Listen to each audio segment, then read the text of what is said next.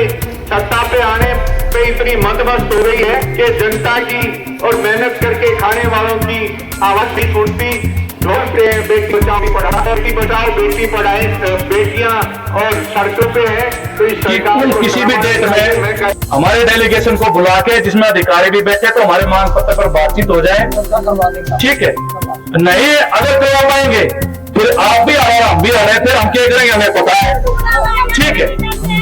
ये आपसे ये जो है अब सुनो, अभी जो है हम ये कहना चाह रहे हैं, आपने कुर्सी मंगाई इसके लिए आपका बहुत बहुत धन्यवाद। छान का प्रबंध कर रखा है, ये भी बहुत बहुत धन्यवाद आपका। चाय पानी जो भी आपने हमने चाय पानी तो हम अपने घर की पी लेंगे, हमारे कमें कमल नीचे मजा लगी ना चाय आपको भी पिला देंगे, आओगे तो बड़ा ठीक है।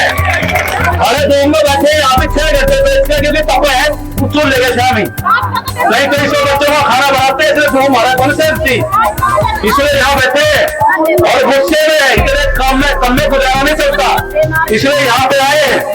और हम जो है इस महीने का तो टाइम दे रहे सरकार को और आपको ये कहना चाहते हैं 1 महीने बाद अगर ये हमारा समाधान नहीं हुआ तो जून में जब पूरे हरियाणा में यहाँ पर बिठाएंगे फिर कौन जाओ यहाँ पे, ठीक। आज जो मंत्री के आवास पर आपने प्रदर्शन किया है, मंत्री के भाई को ज्ञापन दिया है, उसमें क्या खास बातचीत हुई है? देखो जी, मैं राजरानी राज्य प्रधान बोल रही हूँ और जो बात हुई शुरू में तो आते हुए उन्होंने कोई खास बात नहीं करी, वो तो अपने गिनवाने लगे कि हमने सिलेंडर दिया है, तो सिलेंडर दिया है तो वो टूटी के कमरे में पड़ा है, सिलेंडर को दे दिया कहते हैं ठीक है, लेकिन उस जो जब भरवाते हैं तो 900 में 800 में इसमें सिलेंडर भरा जाता है। तो कोई अच्छे ढंग से बातचीत नहीं हुई और उन्होंने फिर भी आश्वासन दिया, 1 हफ्ते का टाइम दिया है, वो इस बार हमारी बात करवाएंगे मंत्री जी से। कहते हैं बेटी पढ़ाओ बेटी बचाओ, आज इनके द्वार पे बेटियां आई हैं तो बेटियों की ओर देखें और जब हमारी बात कराएंगे फिर हम तो मानेंगे कि ये बहुत बढ़िया जुबान के पक्के हैं। 2 बार पहले भी हम आए थे तो अब तीसरी बार उन्होंने फिर वादा कराया है, तो देखेंगे कि तीसरी बार वादा पूरा होता है तो बहुत बढ़िया, तो नहीं तो आने वाले संघर्ष हमारे इससे भी और तेज होंगे। आगे क्या रणनीति रहेगी?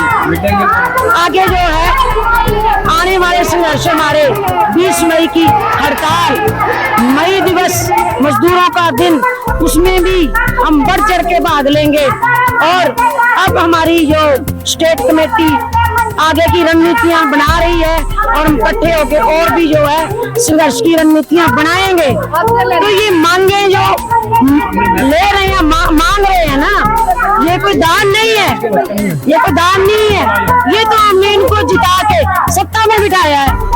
तो जब सत्ता में बिठाया है, जो जीत के बैठे हैं, तो फिर हम कहाँ जाएंगे, इनके पास ही आएंगे ना।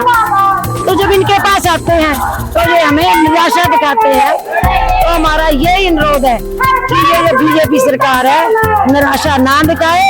जैसे दूसरे कर्मचारियों को कुछ ना कुछ दिया है तो इस मिड डे मील को भी निराश ना करे, कुछ ना कुछ तो इनको जो है मिलना चाहिए। बहुत जल्द माननीय मंत्री जी से बात करके सरकार तक पहुंचाई जाएगी। सभी बहनें बहन आश्वस्त रहे, आपकी आवाज उचित मंच पर बहुत जल्द हमारी सरकार बात नहीं मानती है तो हम 20 मई को सभी mid day meal worker Karnal जिले के मिड डे मील की प्रधान शिमला देवी।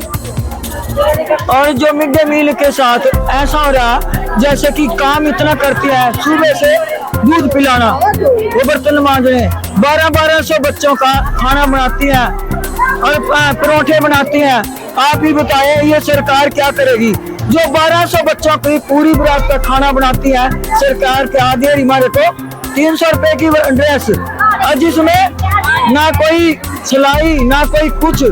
हम सरकार से कहना चाहते हैं जब खट्टर सरकार से मिल के आए थे, जब उन्होंने कहा था 3 गुना मिलेगा, 3 गुना छोड़ के 10 महीने का दे रहे हमारे को। जब काम करते हैं हम, और जब ये इलेक्शन होते हैं, मिड डे मील से खाना बनवाया जाता है, कोई पैसा नहीं मिलता। 4-4 बजे तक मिड डे मील को खाना बनाने के लिए सबको पैसे मिलते हैं, आंगनवाड़ी को भी, आज जितने भी कर्मचारी हैं, मिड डे मील को कुछ नहीं मिलता।